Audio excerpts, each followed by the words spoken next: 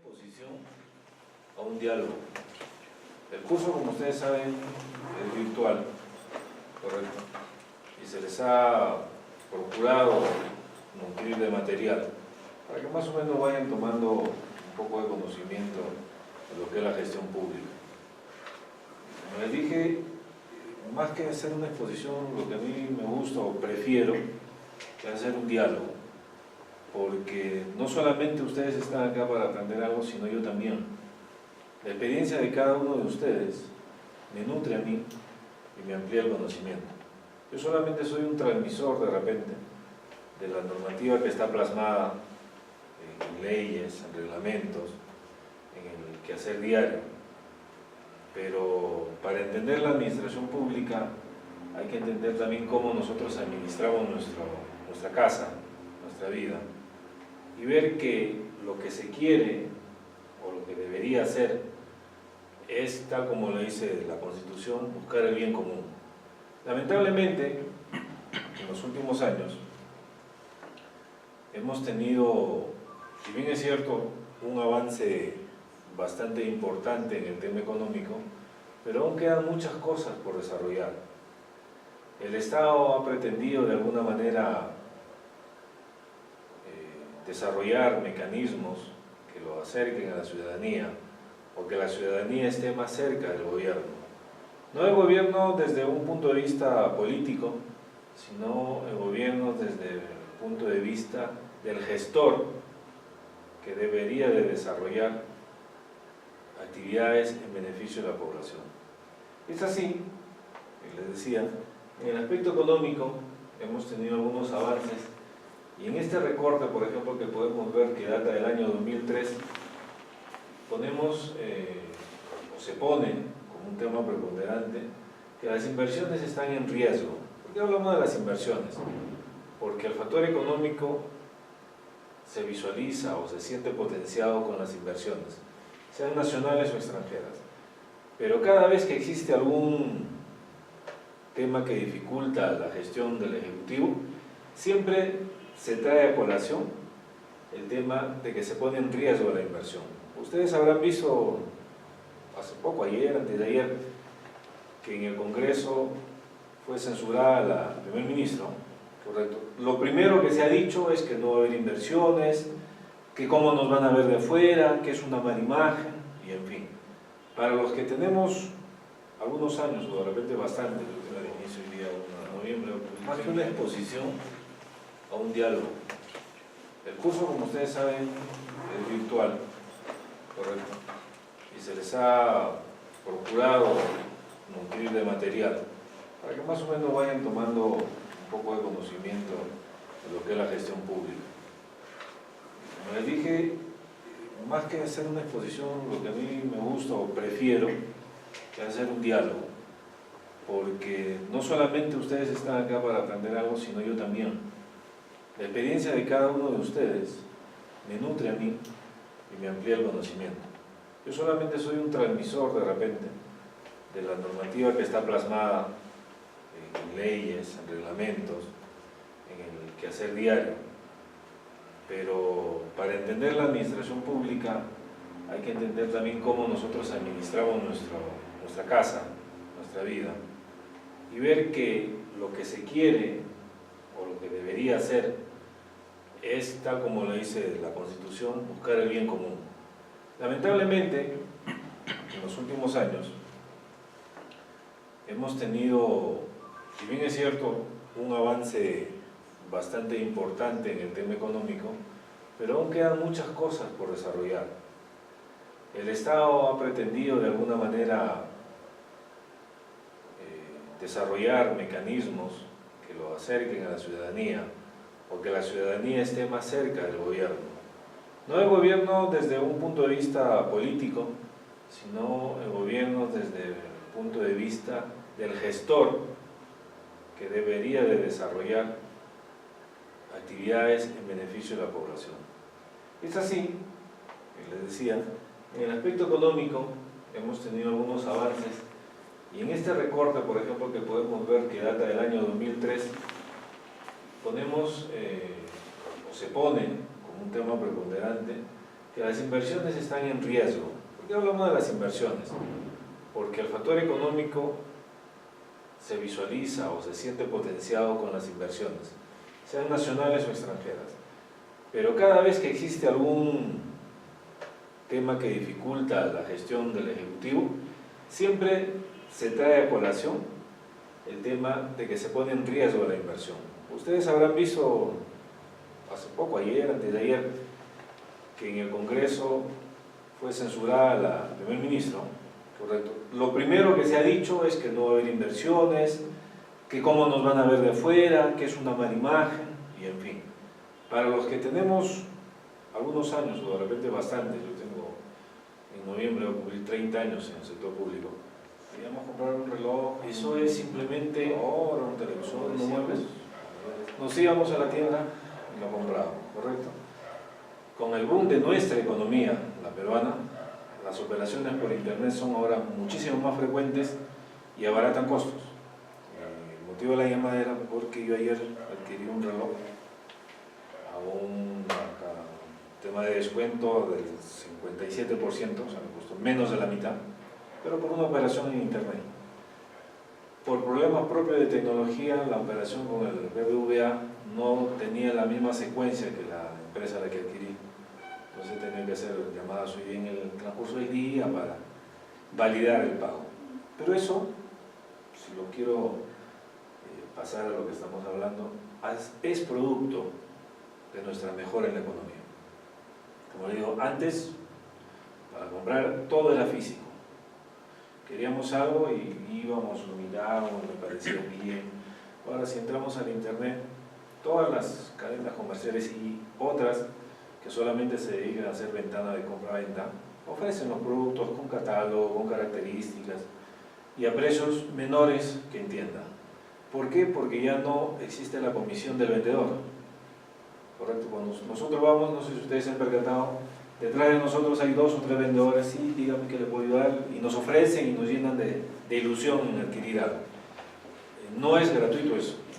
Obviamente que es su trabajo, pero por cada venta, muy al margen de su sueldo, tienen una comisión, lo que me parece muy bien. Pero si nosotros como consumidores podemos tener un beneficio adicional, obviamente que en su momento vamos a preferir ahorrarnos esos, no sé, si es por porcentaje o por cantidad de soles, ¿qué nos va a beneficiar? Bueno, retomando la exposición, les decía que los países normalmente trabajamos cuando tenemos bonanza económica en función de inversiones. Y esto de las inversiones no solamente es beneficio para la empresa privada, sino también beneficio para la ciudadanía. Que como les dije en un principio, el objetivo del Estado es buscar el bien común. Entonces, cuando se inicia el curso, ustedes han visto que tenemos que hablar lo que es la nueva gestión pública.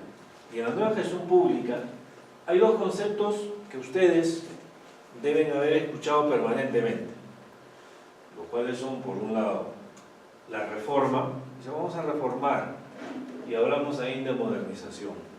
Si bien es cierto que son vocablos diferentes, ambos apuntan, correcto, a mejorar la gestión. Si nos vamos en este caso, a lo que dice el diccionario de la lengua española, la reforma es trabajar de algo que ya está, volverlo a hacer o rehacer. Mientras que la modernización es hacer que algo pase de acuerdo a la circunstancia actual. O sea, si algo funcionó de alguna manera en algún momento, en un momento actual, se debe de modernizar, se debe de actualizar de acuerdo a mecanismos. Cuando uno antes, por ejemplo, pagaba impuestos, los que alguna vez han trabajado de repente en alguna oficina contable o han visto los pagos, uno tenía que ir con sus documentos a los bancos, hacer su bolita, llevar su disquete o su CD, de repente con el PDT, y hacer un trámite. Ahora, la SUNAT, por ejemplo, modernizada, igual sigue cobrando impuestos, pero ya lo hace a través de una ventana virtual. Todos tenemos una clave SOL, los que damos recibo por honorario, los que tenemos alguna empresa, o en fin, y todas las operaciones, o casi todas, las hacemos virtualmente. Incluso Ahora los que damos recibo por honorarios y algunas de las empresas también tienen los comprobantes de pago, llámese facturas, boletas, también electrónicas. O sea, ya no tengo que ir a la imprenta, por un lado, a gastar o a comprar un servicio, ni tampoco tengo que ir a la SUNAT a solicitar la autorización porque ahora todo es automático. Entonces, hay formas, en este caso un claro ejemplo de la modernización. Lo que se tiene que hacer y se ha venido haciendo, hay que actualizarlo de acuerdo a los avances que pudiesen darse. Ahora, para entrar un poco de repente más en conocimiento, le dije que quería que fuese un diálogo. Yo quisiera que cada uno nos presentemos para más o menos saber, más o menos validar qué tanto estamos inmersos en lo que es la gestión pública. Entonces yo invitaría al joven que está acá primero en la fila a que nos diga su nombre y dónde trabaja o dónde está estudiando. Buenas noches, soy Samuel Barrios y bueno, trabajo en el Ministerio de Transportes. ¿Ya? Y estudio el diplomado porque es bastante información y capacitación sobre la gestión pública. Ok, Samuel, gracias. Por favor. Mi nombre es Gerson Sola y cursando los últimos semestres de la Universidad Peruana.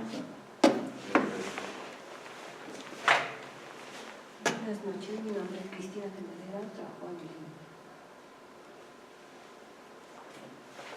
Buenas noches, mi nombre es Elena Fernández, soy contador de profesión, independiente, y por la profesión siempre he estado interesada, inmersa en todo lo que es saber de gestión pública. Buenas noches a todos, yo soy Karen, soy licenciada en administración recientemente y bueno, mi interés también es saber lo que es todo lo que es gestión pública y ahorita estoy en una consultoría. Ok, les agradezco. Bueno, quien les habla, creo que lo han visto en la parte inicial del diplomado, soy Oscar Terán, licenciado en administración, actualmente ya hace 2 años y medio trabajando acá en Huancayo, en el Instituto Nacional Penitenciario, soy jefe de logística y bueno, soy parte, entre comillas, de la modernización del Estado, porque soy gerente público de Servir. Entonces, más adelante vamos a ver cómo ha ido evolucionando este tema de la modernización, en la que el recurso humano, por ejemplo, antes, cuando ustedes son jóvenes, se ingresaba al sector público generalmente porque yo era conocido del director, porque mi padrino era el jefe de recursos humanos, porque el hermano de un amigo era el presidente del directorio, en fin, ¿correcto? Y una vez ingresado, muchas veces las entidades no valoraban, o hasta ahora en algunas no valoran el tema de la capacitación del servidor. Yo he pasado por una etapa, por ejemplo, en la que con mi título bajo el brazo o colgado en mi casa, estuve simplemente como auxiliar de una entidad del Estado, realizando labores profesionales sí, pero remunerativamente como auxiliar durante casi toda mi carrera, a excepción de los últimos 5 años en los que renuncié a una entidad. Entonces es un poco que como persona, te limita, te quita el entusiasmo de querer desarrollar y de querer colaborar con tu entidad. Pero eso era antes. Ahora las cosas han ido de alguna manera enrumbando hacia un camino de mejora, hacia una palabra que ya se está volviendo bastante común, en valorar la meritocracia, en que las personas que estamos al servicio del Estado podamos desarrollarnos en función a los méritos que tengamos, sean estos académicos, sean estos laborales. Entonces, cuando de repente vemos la parte de lo que se ha pretendido reformar el Estado, podemos concluir que es un conjunto de modificaciones nada más. La reforma lo que hace es, como les expliqué en la lámina anterior, es modificar algo que ya existe, ¿correcto?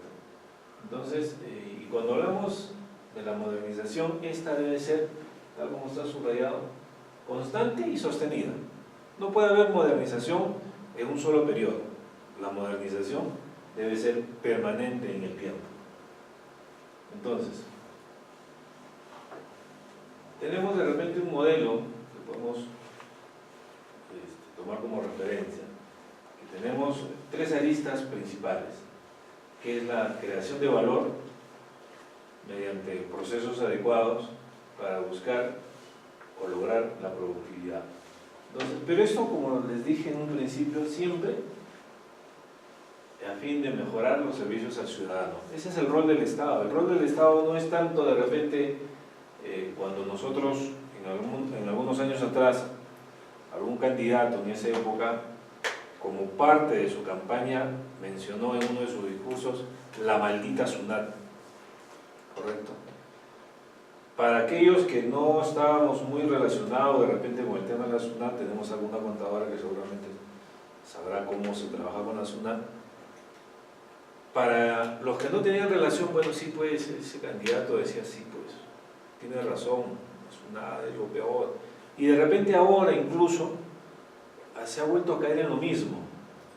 Si ustedes se dan cuenta, y de repente a veces pasean por alguna de las calles acá de Huancayo, de cualquier parte del Perú, nunca, y yo quisiera que estén acá, me digan si han visto lo contrario, yo nunca he visto una gran fábrica cerrada por la SUNAT.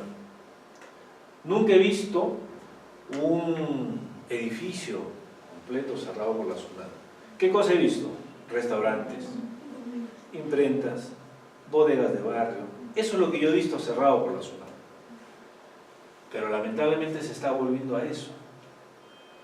Y entonces nos damos cuenta que en un lapso el Perú ha desarrollado, muy al margen del partido político que haya gobernado, pero lamentablemente en los últimos años ha habido un gran freno en nuestro desarrollo.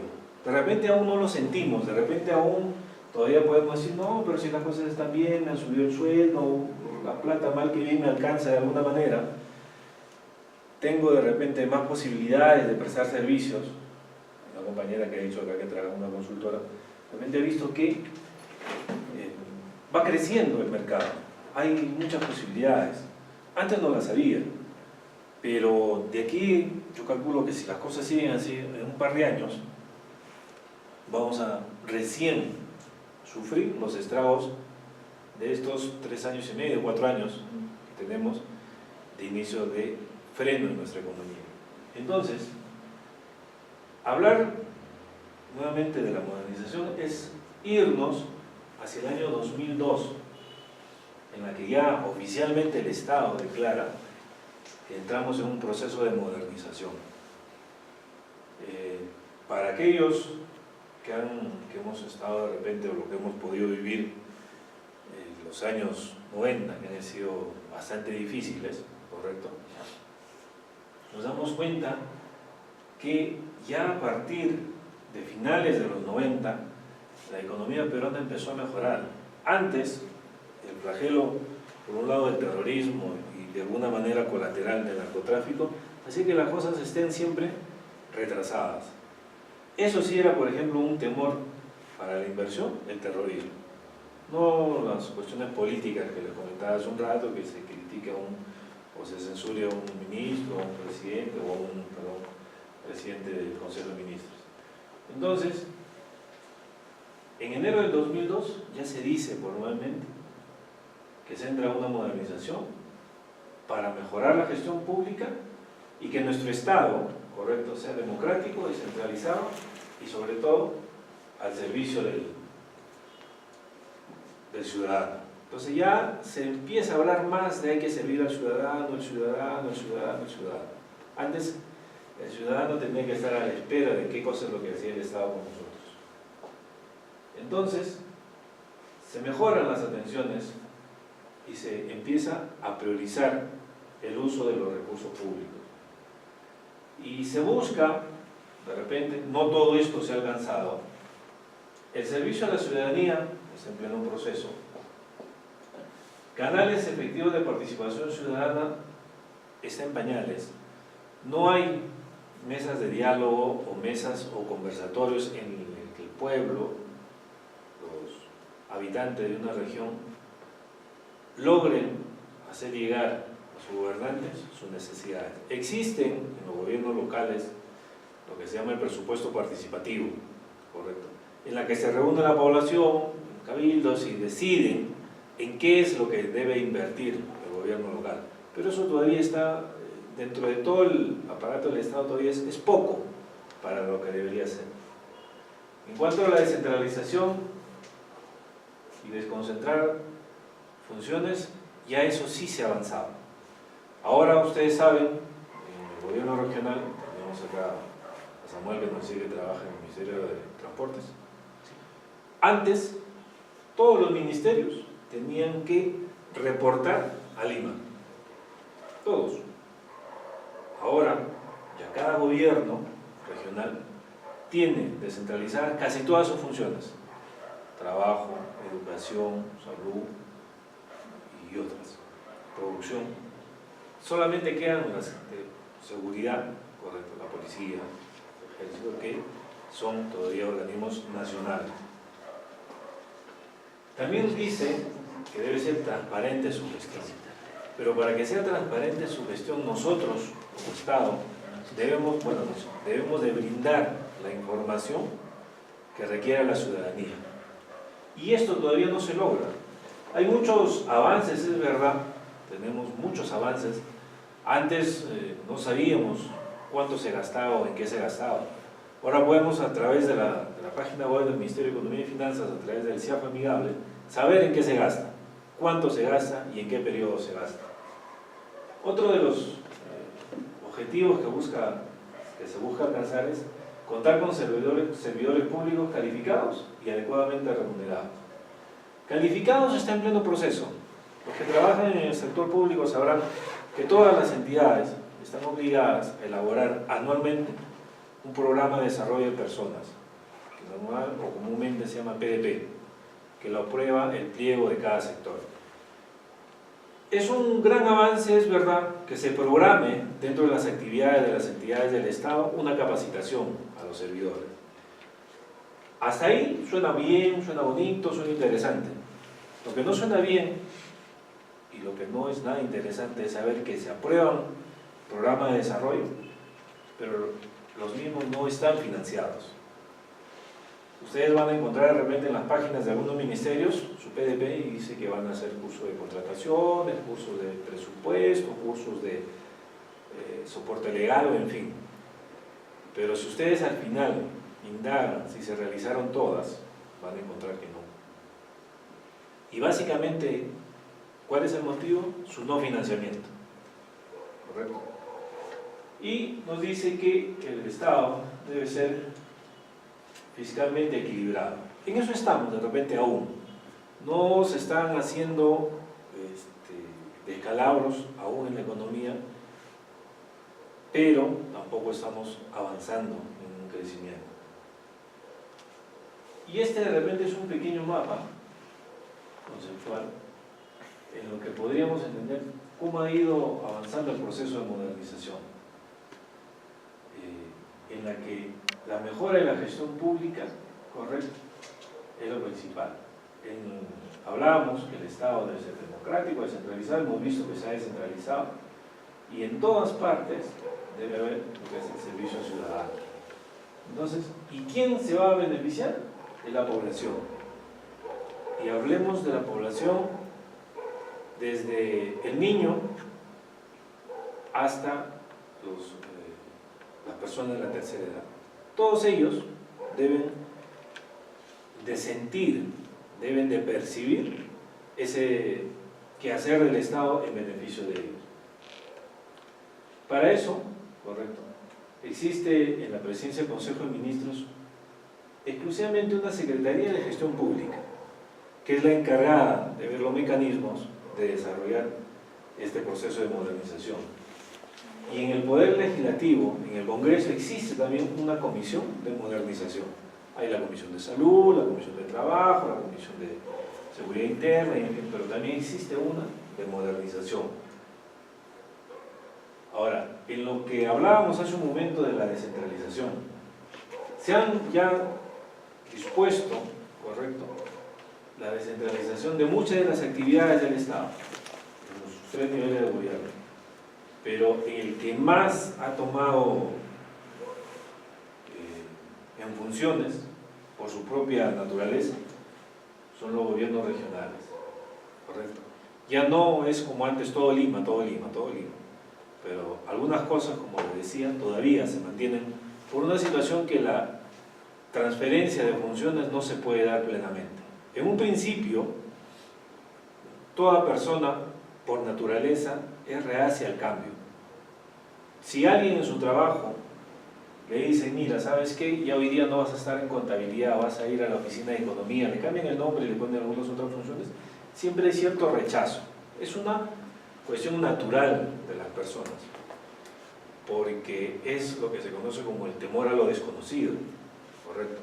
Y entonces, cuando se hablaba recién de la descentralización y pasaban a los gobiernos regionales, el sector salud, el sector educación, ustedes habrán visto de repente los paros laborales, las huelgas laborales en contra de esto, porque se temía o se pensaba perdón, que los gobiernos locales, los gobiernos regionales no estaban en capacidad de manejar estos sectores, en general ningún sector.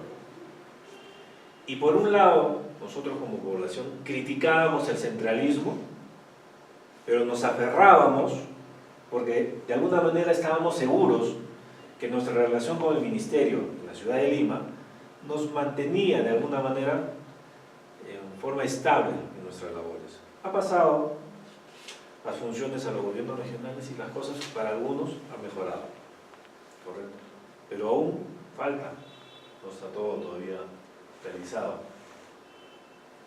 Entonces,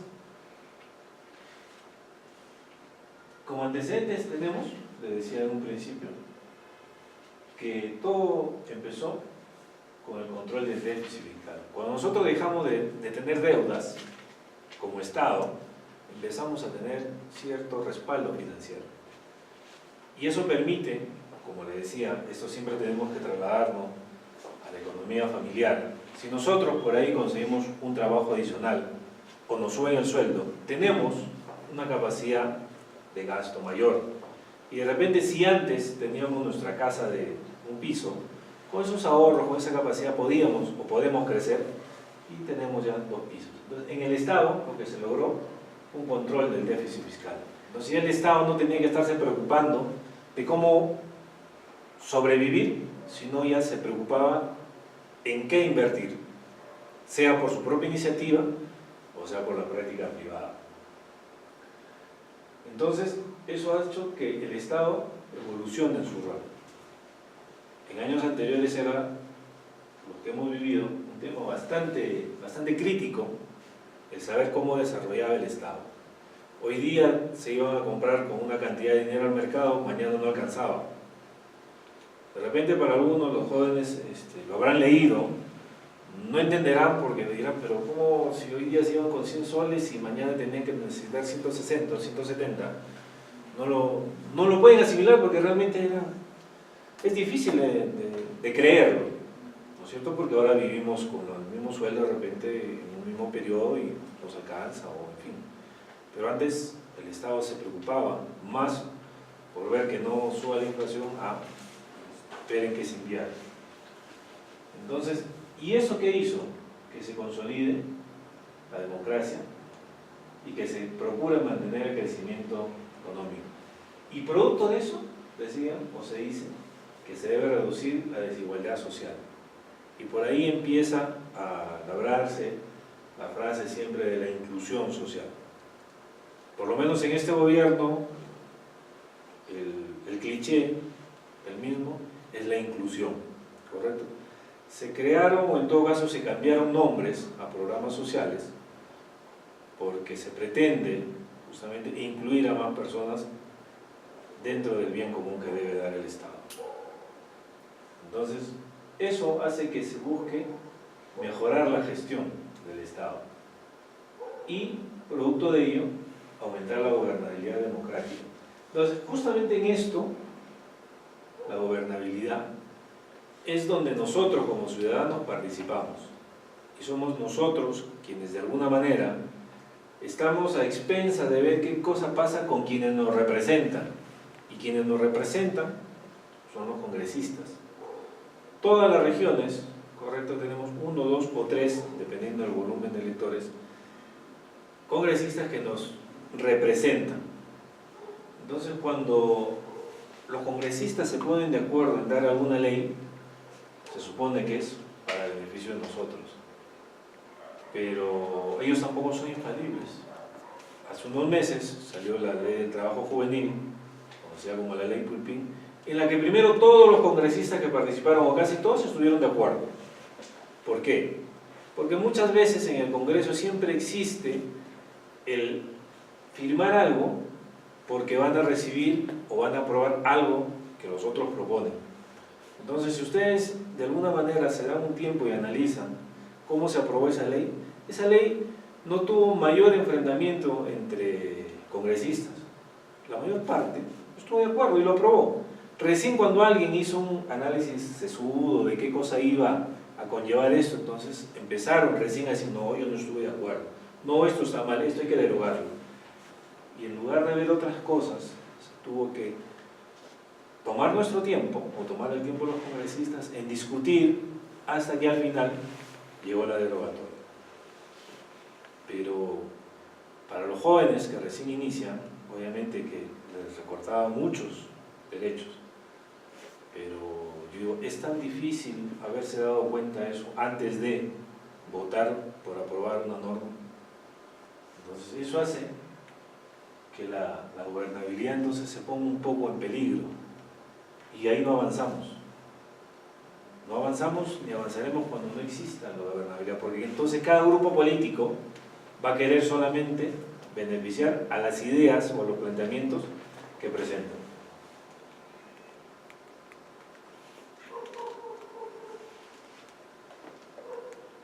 El proceso de la modernización en la gestión pública. Como les decía, básicamente es mejorar la utilización de los recursos públicos, mejorar la calidad del servicio y atención al usuario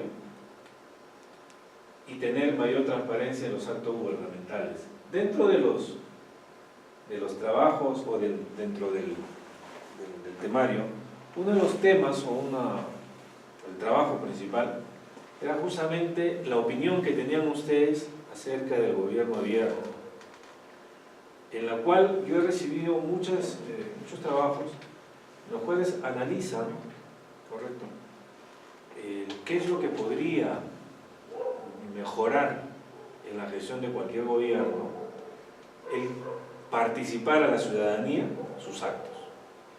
Entonces, yo, como parte de una tesis que estoy elaborando para una maestría, estoy tomando en cuenta, por ejemplo, cuando estoy manejando la valorización de lo que es el gobierno abierto en cuanto a la capacidad que pueda tener la ciudadanía y las organizaciones sociales de poder accesar a toda la información del Estado.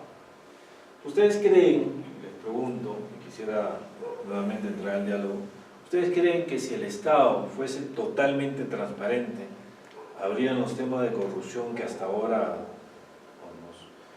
nos atacan? ¿Ustedes creen que si el Estado tuviese las ventanas para que todo el mundo pudiese ingresar a la información que manejan, se hubiesen dado los casos de Ancash, los casos de Cajamarca, los casos de Huánuco? No, porque toda la ciudadanía hubiese estado en el momento adecuado, atento o atenta a lo que pudiese darse. Pero ese es un tema que a veces todavía en los servidores públicos no se llega a plasmar totalmente, el de informar a la población, a las organizaciones. Por ejemplo, hasta hace algún tiempo, cuando se contrataba personal, como les decía al inicio, era porque uno conocía a alguien dentro de la organización. No se publicitaba mayormente. Ahora se obliga a las entidades de que lo publiquen. ¿correcto? Y hasta ahí me parece bien que las personas tengan la capacidad de, por ejemplo, entrar a la bolsa de trabajo del Ministerio de Trabajo y que sepamos qué es lo que va a venir en algún ministerio, en alguna dependencia. Hasta ahí me parece bastante loable, bastante interesante que podamos accesar. Pero, por ejemplo, no permite, justamente en esa etapa de prepublicación, de que las personas puedan hacer alguna objeción a los factores de evaluación o a los términos de referencia para contratar a una persona. Si ustedes se dan cuenta, por ejemplo, o los que estamos seguramente con un tema de estar dentro de la administración pública, nos damos cuenta que muchas de las contrataciones de personal están direccionadas. Es curioso que de repente para un cargo de mediana envergadura nos pidan cursos que no tienen relación una con otra. De repente piden un técnico forestal y le dicen que tenga conocimiento de técnica forestal y por ahí que le digan, ¿no? Cursar no menor de 8 ciclos en la universidad, o por no en la universidad, pero la carrera X. Entonces uno se pregunta, si yo voy a ser técnico forestal o asistente forestal, ¿para qué necesito tener cursos de contabilidad pública? ¿O para qué necesitaría, por ejemplo, una maestría, correcto? O idiomas. Pues, obviamente que el que está ahí o el que va a ingresar ha elaborado su CV y les ha dicho, mira, yo he estudiado inglés, hice una maestría, me quedé en el segundo ciclo y en fin, y elabora los términos de referencia en función a quien se quiere contratar. Entonces, como les decía, una parte se ha avanzado, la gente puede saber que van a contratar, pero no puede cuestionar que para ese cargo se pidan requisitos que realmente no tienen nada que ver con el mismo. Eso está todavía hasta ahora. Con la ley Servir, contra los que muchas entidades lucharon porque no simplemente, por lo menos ya hay familia de puestos y características que deben de tener aquellos que quieran acceder a esa condición. Pero entonces, el desarrollo de una transparencia todavía está en camino. Y en América Latina, correcto, en general, porque este es un pequeño resumen de lo que es el desarrollo de la gestión pública en América Latina, encontramos que se busca, por ejemplo, flexibilización organizacional. Antes las entidades, y ahora todavía en alguna medida, eran muy rígidas. Si yo quería dentro de la organización trabajar o realizar alguna tarea, solamente me podía comunicar con A o con B. Pero si yo analizaba que para realizar esa actividad tenía que de alguna manera coordinar con C, no se puede. Porque me dice el Manual de Organización de Funciones que para realizar tal o cual actividad se deberá de contar con la avisación de fulano y con el visto bueno de mengano.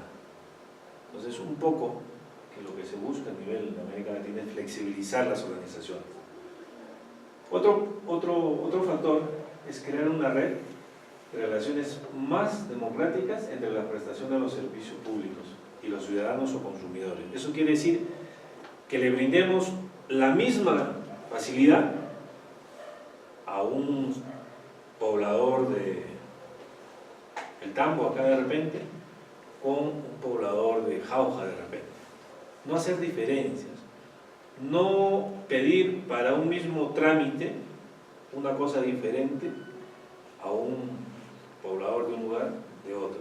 Por ejemplo, acá todavía, un tema que me ha pasado a mí en el Banco de la Nación, solicité hacer un trámite, correcto, y en la oficina que está ubicada acá en la calle Real, me pedían una serie de documentos y fotocopias que a mí me parecían extraños, porque pedirle a un ciudadano una fotocopia del DNI para hacer un trámite regular estaba de más. Como cuando me solicitaron eso, tuve que salir a buscar una fotocopiadora y ya no me dejaron entrar porque me dijeron, usted no estuvo, haga su cola. Yo fui a la oficina del Tambo, del Banco de la Nación. Como ya me habían pedido fotocopia de una cosa, fotocopia de otra, incluso una declaración, un formatito que estoy pidiendo, era para sacar un duplicado de mi tarjeta. Me fui a Ventanilla, llegué, señor, para hacer de trámite, a su segundo piso. Subí, hice mi colita, llego a la ventanilla, señorita, vengo a hacer este trámite. Le presenté mis 4 papeles, me regresó 3. Me dijo, señor, solamente es el voucher. Señorita, pero me han pedido, no, señor, solamente el voucher. ¿Qué era lo que realmente se necesitaba? Pero algunas oficinas, yo no lo sé si por costumbres y porque hace años se hacía así, siguen manteniendo ese tema. Entonces de repente uno va a hacer también un trámite al Ministerio de Transportes, voy a renovar tal cosa, y al señor, tráigame copia de esto. Y hay un contenido de la ley 27444, que es la de procedimiento administrativo general, en la que dice claramente que las entidades del Estado no podrán pedir que el administrado presente documentos que se entiende la entidad debe de tener custodia o debe tener los originales. Entonces, si yo voy a pedir, por ejemplo, la renovación de una licencia, se me ocurre, de transporte, yo pregunto, ¿para qué el Ministerio o la Dirección de Transporte me va a pedir que le dé copia de mi licencia si basta con que yo la mencione y ellos buscan y van a decir si en efecto la licencia de tal ruta está en nombre de la empresa tal?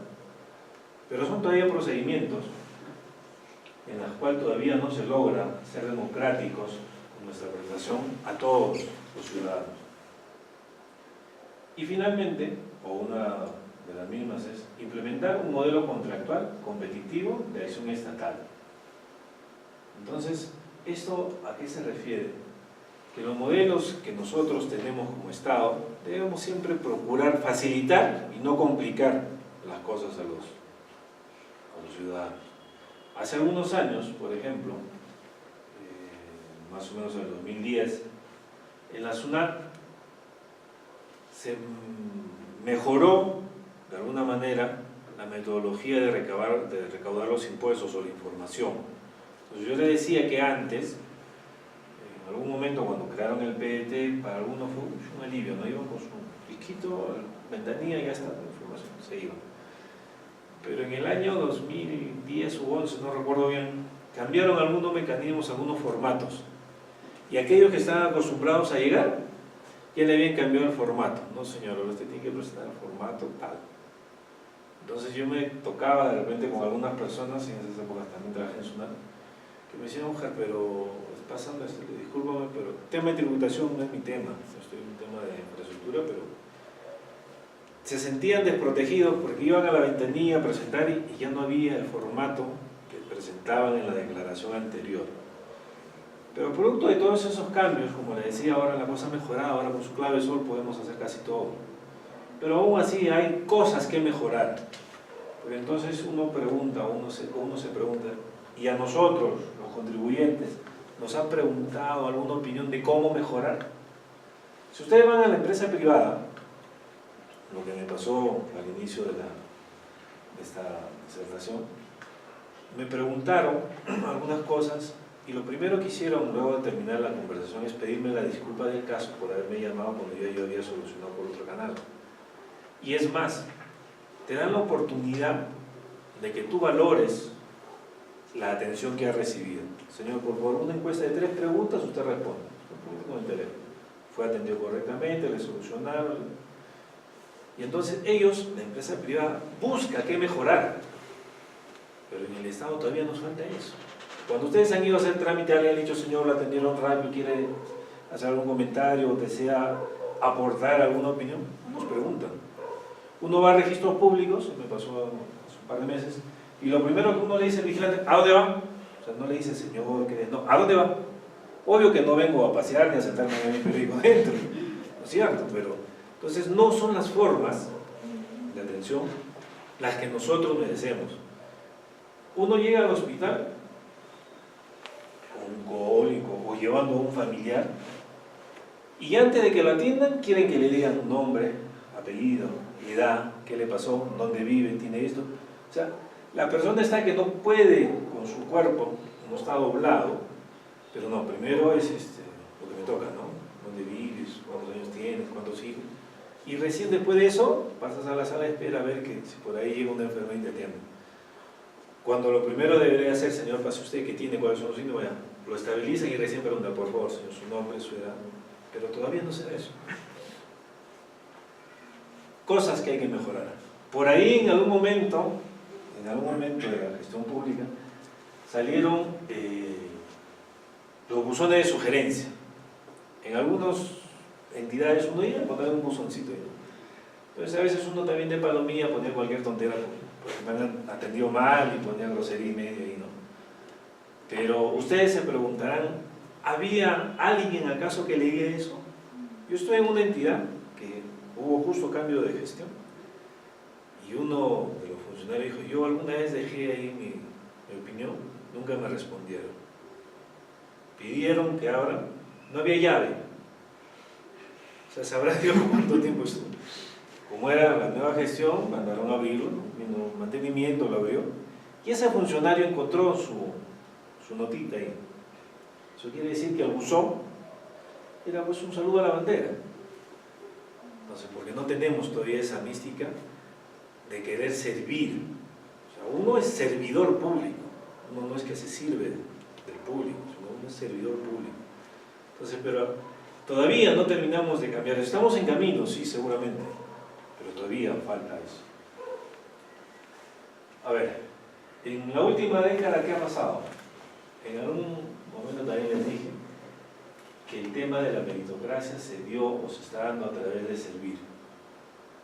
Porque, a ver, les decía también un momento que yo me jubilé con 20 y pico años de una entidad, pero desde que yo ingresé hasta que me jubilé y aún después, seguía el decreto legislativo 276 y su reglamento, el Decreto Supremo 005, durante años, sin modificarse, salvo uno que otro texto. Y esa modificación solamente fue en perjuicio de los trabajadores, porque lo que se modificó en algunas partes era, por ejemplo, los beneficios que daban por retirarse del Estado. Antes se calculaba cuando uno se retiraba, el sueldo del mes que tenías lo multiplicaban por los años que tenías. Con el tiempo modificaron eso porque el Estado decía que no tenía plata y quitaron y le pusieron la remuneración básica. Por ejemplo, les cuento, cuando me jubilé me pagaron 264 soles por 24 años de servicio. Ni mi sueldo del mes. Se sonríen, pero es así, es verdad, el Estado es cruel. Recién con esto, con la ley Servir de las entidades, el trabajador general va a tener 14 sueldos más ETS, es decir, un sueldo va a ser su compensación por tiempo de servicio. Eso lo tienen solamente algunas entidades privilegiadas que están bajo el decreto legislativo 728, que es de la actividad privada. Pero en la ley Servir, por ejemplo, no están los intocables, no está la SUNAT, no está el BCR, no está esa, no me parece, no recuerdo. Pero entidades, por ejemplo, les cuento, la SUNAT tiene 19, el equivalente a 19 sueldos. Tienen 12 sueldos, tienen sus ETS, van 13, tienen su bonificación de julio y diciembre, ya van 15, tienen una bonificación por vacaciones, van 16, y tienen 2 bonos de productividad que le dan, que es el equivalente a un sueldo. Y si superan esos 2 más, tienen un bono adicional, con lo cual hacen 19 sueldos al año. ¿Alguno de ustedes tiene 16 sueldos? 15, 14, 12 tenemos. Entonces, pero hay entidades que se han logrado zafar de esto. Pero bueno, está así hecha la norma. Pero esta ley, por más crítica que se le pueda hacer a su contenido, en fin, remunerativamente es súper beneficioso para el común de los trabajadores. Solamente quienes se oponían, por ejemplo, los municipios, porque los municipios tenían o tienen pactos colectivos, como si fuesen una empresa privada, en las cuales tienen bonificaciones, correcto, pero que al final no forman parte de su sueldo. Pero igual, o sea, uno cuando está en pleno trabajo no te preocupa si eso va a formar parte de tu jubilación, simplemente te lo dan ahorita y ahorita lo gastas. Pero el resto de empleados no tienen eso. Los que trabajan en salud, en trabajo, en fin, tienen sus 12 sueldos, su aguinaldo que equivale a 350 soles, con la ley Servir es un sueldo, tanto en julio como en diciembre. Entonces, algo que normalmente nosotros lo veíamos en las otras dependencias, que tienes un aguinaldo, digan ustedes, si su sueldo es 2.000 soles, le dan 300, o sea, en la práctica no es mucho. pero tiene un sueldo de 2.000 y en julio y en diciembre le vuelven a dar otros 2.000, entonces obviamente que sí es un aguinaldo, sí pueden dedicarlo a su casa, sí pueden dedicarlo a sus hijos o a sus familiares. Entonces, dentro de eso, otro de los factores que lleva a la modernización ha sido en el portal de transparencia, lo que les comentaba hace un rato, que se ve en el Ministerio de Economía cómo se va gastando. Otro de los temas que tienen que ver con la transparencia es el SNIP. Antes, ustedes habrán visto algunos municipios que tienen monumentos ya de algún tiempo hacia atrás, que hay monumento a Choclo, monumento a Yuco, monumento a X cosas. Pero ustedes se preguntan, ¿no era mejor asfaltar alguna de las calles o no era mejor hacer los servicios básicos de alguna localidad a realizar esos monumentos? Eso era porque no existía el Sistema Nacional de Inversión Pública. Entonces los municipios decían, ¿ya qué hacemos? Si pues nuestra zona es productora de leche, vamos a hacer una vaca. Vamos a nuestra plaza de armas o creábamos una plazoleta y le hacíamos un monumento a la vaca. Entonces con esto se ha logrado frenar eso. Y el SNIP permite también que los ciudadanos podamos ver el banco de proyectos y ver qué cosa es lo que está aprobado. Entonces de repente gana un alcalde X y nosotros como habitantes de esa población podemos ver que nuestra comunidad tiene aprobado ya un expediente para hacer, se me ocurre, por ejemplo, un reservorio de agua, por decir algo, o tiene aprobado la ampliación del centro de salud de la localidad. Entonces nosotros como ciudadanos podemos decirle al alcalde, señor, ya en el banco de proyectos del SNIP existe aprobado esto y se puede buscar financiamiento. Y no esperar que recién, como se decía antes, se contrate a los amigos para que hagan los expedientes técnicos y todo lo demás, que muchas veces simplemente quedaban en buenos deseos. Otro de los factores que ha propiciado la modernización es que hasta el año 2010 se ha exportado 6 veces, más de 6 veces nuestros productos, y que la inversión pública, correcto, se ha duplicado. Ahora tenemos 6 horas, en el último periodo subió creo 8, pero que eso conlleva, si se gasta más, supuestamente, y esto lo manejan los economistas, más dinero en el mercado adecuadamente utilizado, existe una mejora en la economía nacional. Y todo eso, ¿cómo se tiene que ver? Con un manejo responsable de las finanzas, ¿correcto? Porque si nosotros empezamos a gastar, o si ustedes en su casa por ahí les ofrecieron y les otorgaron una tarjeta de crédito, es bonito tener una tarjeta de crédito, suena bien, va, compras, te salva de apuros. Pero si empiezas a comprar desmedidamente, tu tarjeta de 5.000 soles ya tienes una deuda a veces de 8.000, 9.000, 10.000. Y cuando te das cuenta ya no tienes capacidad para estar aportando. Y entonces te llega tu estado de cuenta y ves la parte superior. Cuota del mes, 1.500.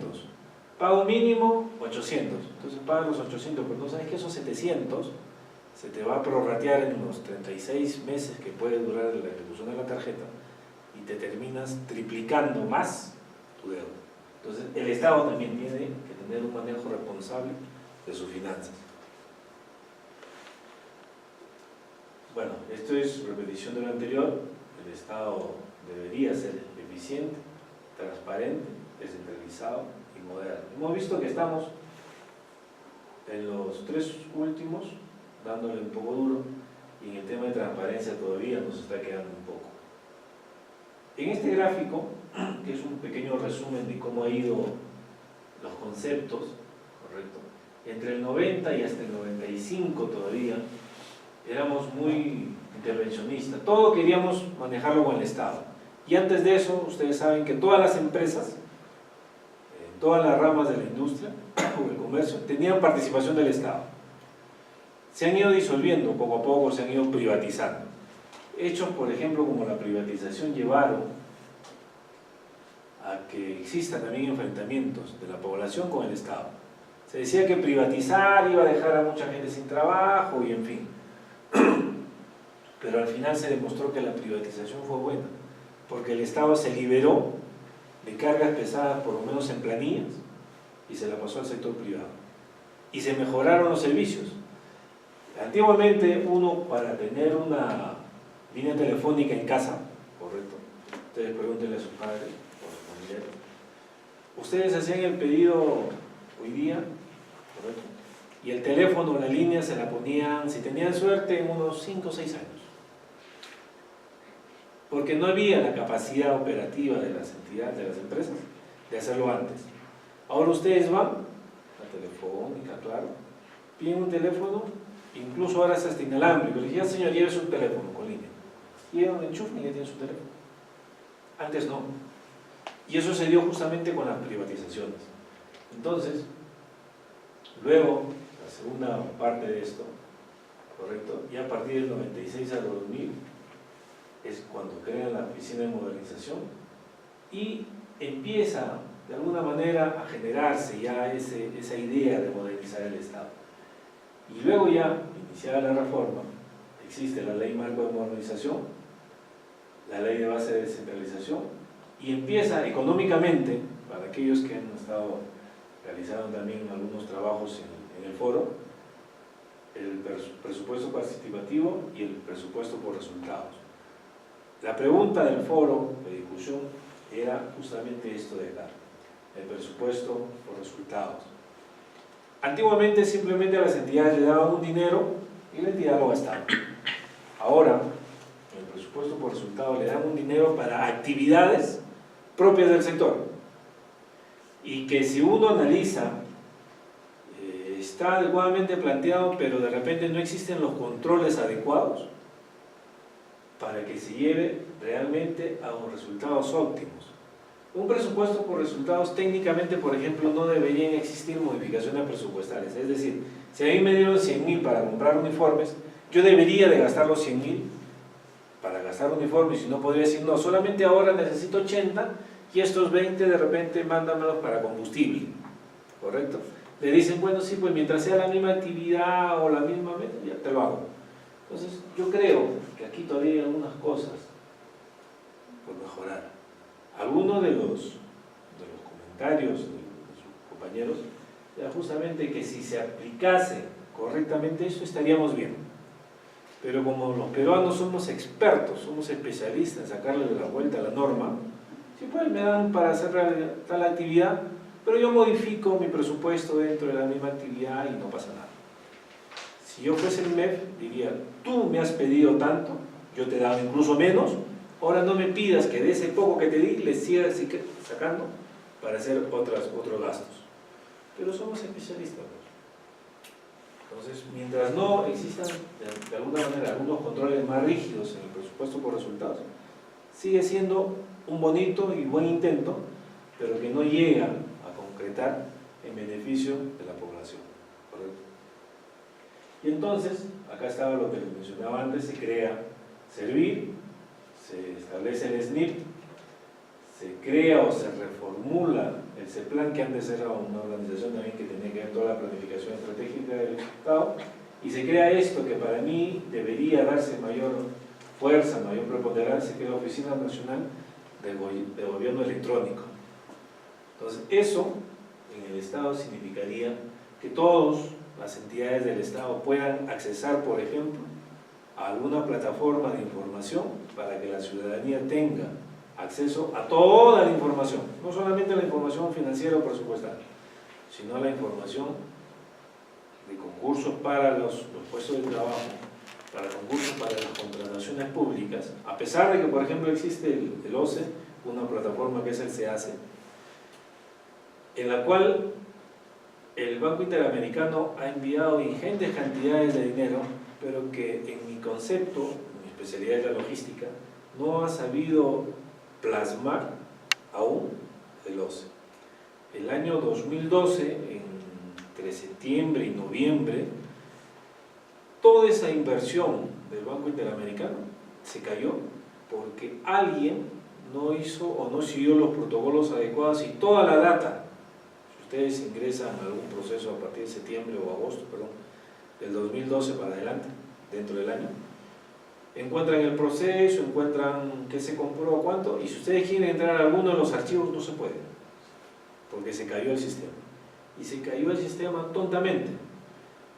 Si nosotros manejamos información, por ejemplo, como en mi caso, en un USB, ¿correcto?, y la tengo en mi laptop, periódicamente, porque sé que mi máquina se puede malograr, bajo la información en un disco extraíble. Ese backup o ese soporte simplemente no lo hicieron en el OCE. Exactamente no se sabe, dice que fue algún trabajador que no estuvo de acuerdo, desconectó y se le vino abajo todo. Entonces el OCE, que se supone es el órgano rector de las contrataciones, lo tuvo un poco como en stand-by, porque para ellos no había problema, los procesos se habían dado, pero cuando empezaron a ver a través del Tribunal de Contrataciones que se pedía información y no se encontraba en la página, no se les ideó mejor cosa que decirle a las entidades, ¿sabes qué? Tengo tus procesos del A a la Z y por favor cárgalos.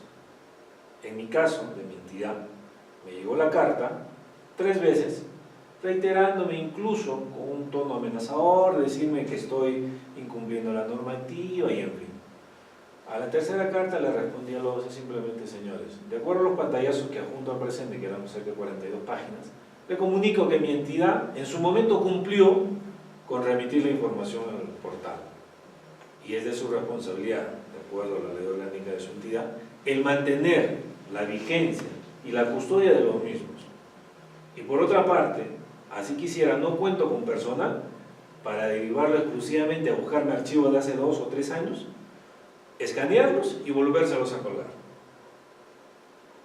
Con una comunicación que nos pusimos de acuerdo varias entidades, ¿qué hizo el OCE? Fácil, pues contrató personal que ha ido por toda la dependencia, los que trabajan en alguna dependencia lo habrán visto, venía con su escáner portátil y decía, señor, necesito esto, ahí está. Ellos juntaban, lo escaneaban, se han llevado la información. Pero hay que saberle decir también no al Estado. O sea, nosotros tampoco somos borreguitos de decir, bueno, como es el órgano rector, pues hay que darle, pero ¿por qué si ya se lo mandé? Si es su obligación custodiar eso. Y sobre todo, porque una entidad internacional ha financiado todo un proyecto para manejar esa información pública.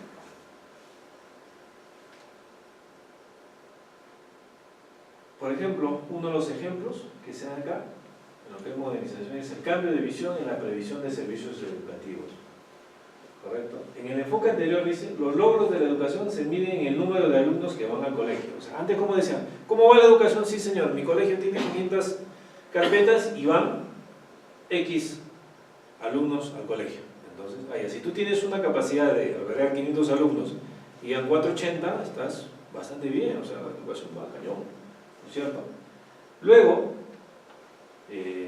esos productos que solamente asisten al colegio, en algún momento ustedes han visto a través de la prensa que se ha comentado mucho el tema, por ejemplo, de que nuestros alumnos en algún momento estaban en el último lugar en comprensión lectora, porque ya la forma de ver los servicios educativos ya no estaba en qué cosa yo le podía dar al alumno. Yo le puedo dar a un grupo de alumnos un edificio de 5 pisos, le puedo poner piscina temperada, pero si los alumnos no tienen el soporte o el adiestramiento del docente que les haga entender la clase, entonces, ¿qué me vale yo tener edificios?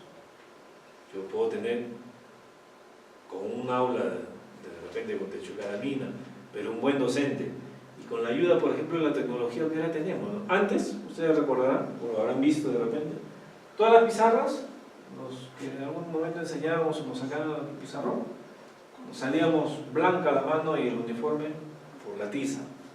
Ahora todo es esto. La información que se pide incluso en los trabajos ya ni siquiera a veces es físico, todo es virtual, porque existe la modernidad en el tema de la educación. Entonces, quienes llevan obviamente la delantera son las entidades privadas. Ustedes van de repente a alguna universidad a seguir una maestría, les cuesta obviamente su dinero, pero como parte del paquete le dicen al señor, tome acá está su tablet, ¿correcto? Que es donde está cargada, por ejemplo, toda la información que usted va a recibir en su curso. Yo en lo particular, yo no me destablo, descuéntame un poquito, ¿no? Pero es parte de la metodología. Entonces uno de repente dice, oh, la universidad me da una tablet. Pero es parte de los mecanismos de lograr por un lado, que los alumnos salgan con conocimientos y por otro lado, que los alumnos salgan satisfechos de los servicios que se les brindan. Entonces son cosas que se han ido mejorando. Les hablaba hace un momento de la gestión por resultados, correcto. Entonces, eso va en función a crear un valor público. Es decir, ¿para qué voy a gastar? Hay que identificar cuál va a ser el resultado. Y entonces en el Ministerio de Economía, de acuerdo a cada sector, le crean actividades. Y esas actividades vienen financiadas. Financiadas con la información que nosotros damos. Ojo, o sea, no es que de repente el Ministerio de Economía dice,